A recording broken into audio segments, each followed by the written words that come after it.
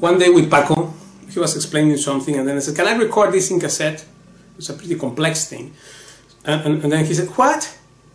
Will you pay attention to what I am saying now or not? Or you will substitute your brain with the cassette? Why people have to record things to know it? Why they don't pay attention?" And I said, "No, of course," because he said, "Otherwise I go to watch Animal Planet or something better." So he said, no, I pay attention, but you know, this is very complex. I want it just for me. No?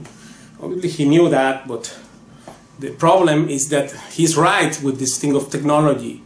If you become lazy because you rely on having the thing and then disregard or don't appreciate it properly, the fact that you are using something there which has the recording.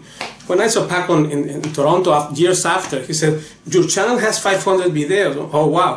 I guess people is learning a lot now with all that thing there, because we never learned that way, right? But from records only. There were no video. You have to be a millionaire to make a video. So Paco said, "There's 500. Today we have 2,000. But then there was only 500." And he said, "This thing, I think, is killing. I think people is learning very fast." So I said, "Don't think they are learning very fast, because now they have the tab, me explaining it, the video, and still people is sometimes forget. And he thought it was a joke, of course. Couldn't even believe it. So the meaning of this anecdote is that we have to pay attention. And sometimes, because we rely on technology, this is not good. Technology should be a tool in your learning, but not that you now rely on that. In fact, not everyone, but some people, they think that because the recording is there, or the video is there, then that's it. No, you have to work, you have to do the thing. And the attention when you cannot record something. I don't have one recording of any lesson. And I was just so afraid to miss something that I paid so much attention there. My God, I remember it today, what to do. So why? Because that's the old school. So you take what is available from this old school, in which we did not have all these things. And this paying attention is a problem today. There's too many distractions out there. So related to that, I want to give you a tip of how to learn a song, to extract it from the albums or from the music, to understand the music language. So here we have 3 steps. First one is to find out the key of the piece. Generally, in pop music or Western music, the first chord and the last one generally are the key of the piece. But in flamenco, our most prominent chord is the 5th 7 flat 9. So that chord there, we have to find it. We have to remember what tonality is, the set of relationships, hierarchies, and functions, which all the notes of our musical system keep around one of them, pre-chosen note. There's a tonal center, which is called tonic. But in layman's words, this is that we have 12 notes, and out of these 12 notes, one is the king.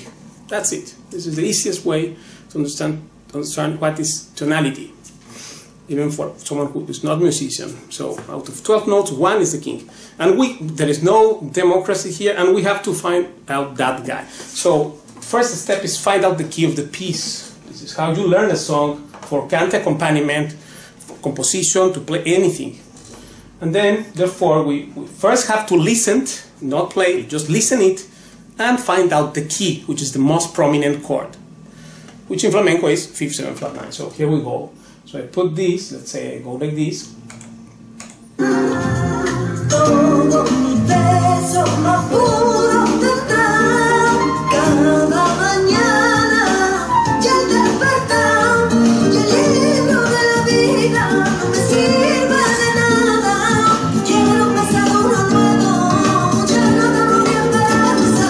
So this here, in this case, D7 flat 9. So this chord here is D chord.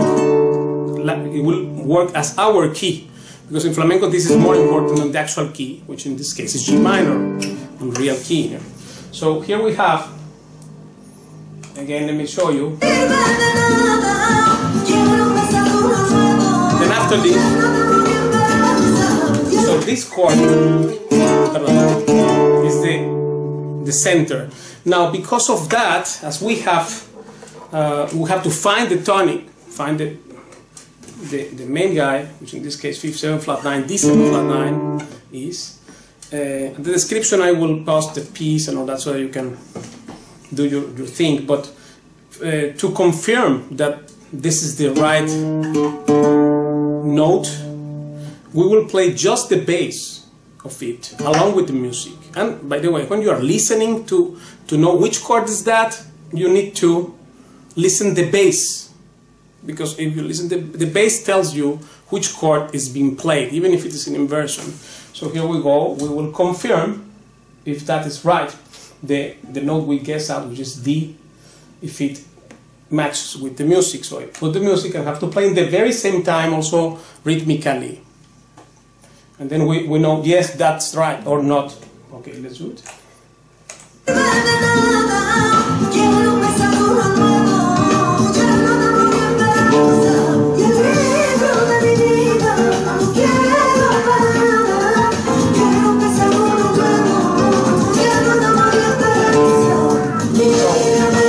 Here Yes, this is right. So now I can play the chord along with that also, because sometimes bass notes may be belonging to other chords. The progression.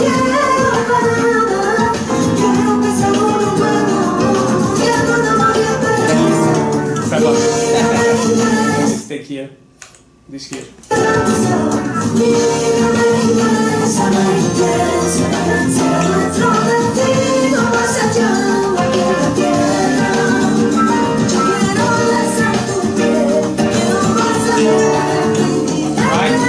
I confirm that this is the chord, and then once we have that, then now we have to know the chords which are being played.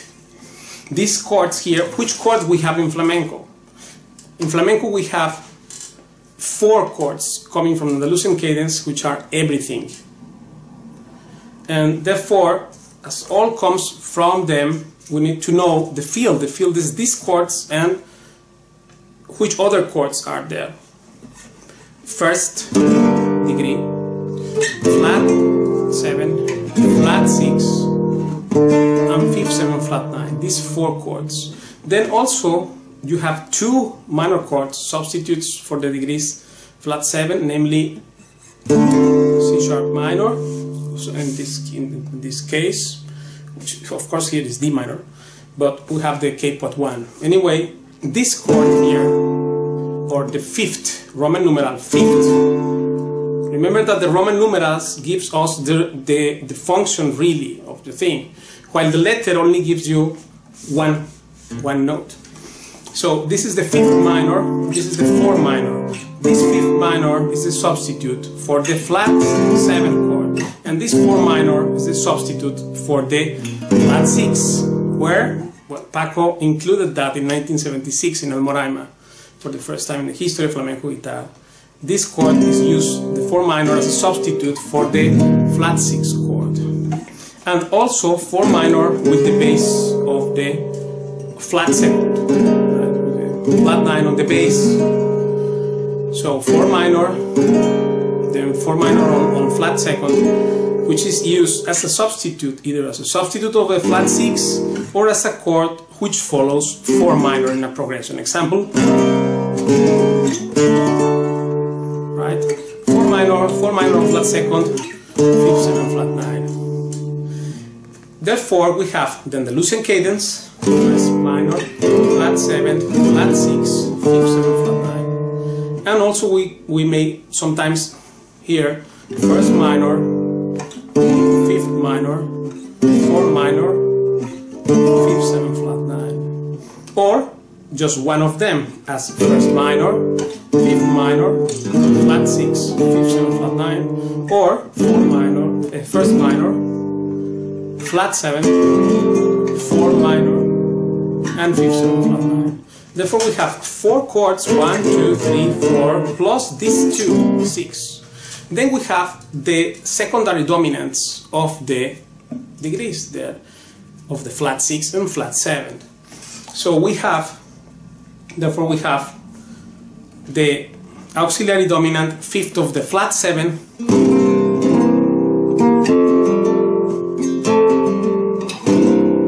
5th of the flat 7, flat 7, then the 5th of the flat 6, and the flat 6. So have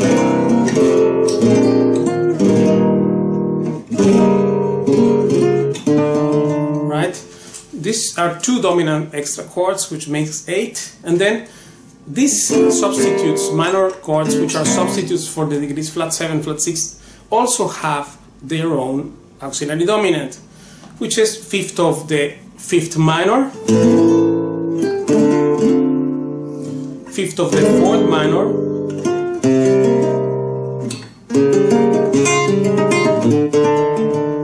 and 5th 7 flat 9. Therefore, sometimes in chord changes or patterns of chord progressions, in Spanish this is called progresión de acordes, you may hear first 5th of the flat 7, flat 7, 5th of the flat 6, flat 6, 4 minor on flat second, 5th, 7th, flat 9. So like this.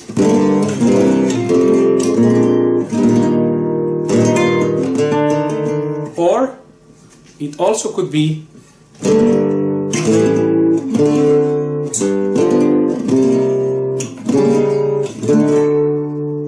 therefore here we have 4 basic chords plus 2 substitutes plus 2 secondary dominants for the actual degrees and 2 secondary dominants for the substitutes of degrees, flat 6 and flat 7. Therefore we have 4 plus 2 plus 4. So here we have 10. Now that's all I think we have to say now, because any chord we just find in a song is one of these chords, which are coming from this 1, 2, 3, 4 very basic thing. We have to understand this. If we don't understand Andalusian cadence and the fact that out of these 4 chords the most important one ever in flamenco is this. In fact, sometimes people say, well, I don't hear this is the key because it's not there. That is true. Sometimes singers or in pieces you never hear actually the key of the piece, right? Because this 5th, 7th, flat 9 became the center, right? So then after that, well, once this is the field of work, and then now we have to find out which chords are being played there. And for that we need to write down a chart. So we verify that this is right, playing first the bass along with the music, then the chord along with the music, and then we write down a chart. And that's what I am going to show. In flamenco we have our own slang for chords. Let's start. Por medio means B minor, C, B flat, and A7 flat 9. This is called por medio shape. Then we can say play al tres por medio, which means I put the capo here and I play here. This of course will be equivalent to F minor key. But in flamenco, singers mostly, this slang is there, and they don't call this F minor, they call al tres por medio, which means play with the capo on the 3rd fret on this shape. But I am explaining it without capo so that you don't get confused with this thing. It's actually easy and very useful, because singers have different voice, you know, high or low, and they match it with the capo. That's why also originally this is the use of the capo. So this is por medio, D, C, D minor, C, B flat, and A7 flat 9. Then por arriba is A minor, G, F, and E7 flat 9. This is called upper position, or por arriba. Then we have B minor, A, G, and F sharp 7 flat 9. That is called por taranta. Then there is por minera, which means minera key is C sharp minor, B, A, and G sharp 7 flat 9. Then there is minera por medio, which is F sharp minor, E, B, and C sharp 7 flat 9. That is called minera por medio, or al 4 por medio sin cejilla. Means play in the 4th fret, middle position without the capo. So this is part of the slang thing. Then there is also the rondeña key, which is same key like this, and a couple of other alternative tunings Paco introduced. One is with the 6th string on B,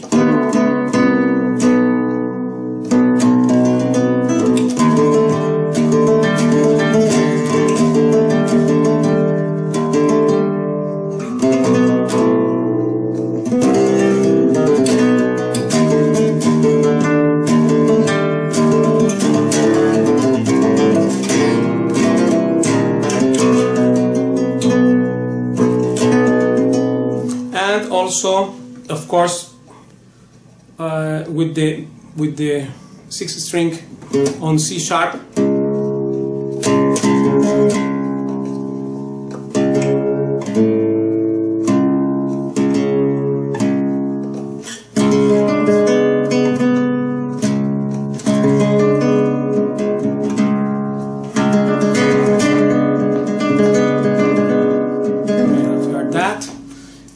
also one more is called por mi bemol, means on E flat, which they call it por mi bemol E flat because